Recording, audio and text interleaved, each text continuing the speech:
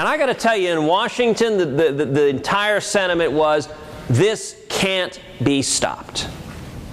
This is a freight train, the momentum's with it, get out of the way. I mean, that was the entire conventional wisdom. And about 4 weeks ago,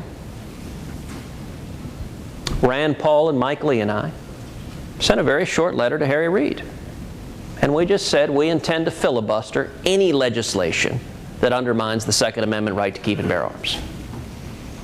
Now, the timing of that letter was important.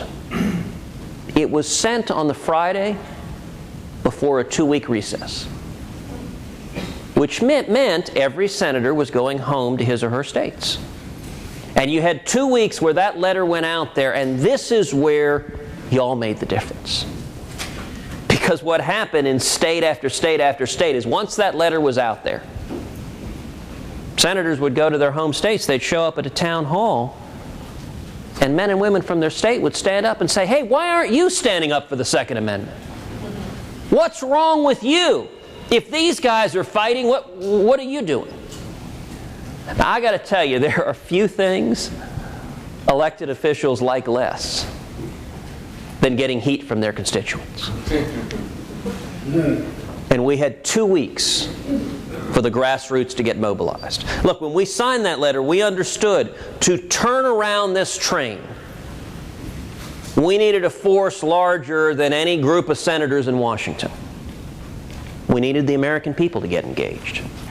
And that 2 week, you started seeing the heat turn up and up and up and up. We ended up getting 16 senators to join us on the letter. So it went from 3 to 16. And then you fast forward a little more. The first vote on the filibuster, we got 31 senators. Now at that point, all of the reporters said, okay, you guys have lost. And that shows what imbeciles you were. In fact, the Wall Street Journal wrote 2 op-eds bashing Rand and Mike and me for being imbeciles for fighting on this. Didn't we understand? And yet, you go forward to a week ago, when the votes came on the floor of the Senate. Every single proposal in President Obama's gun control agenda that would have undermined the Second Amendment, every single one of them was voted down on the floor of the Senate.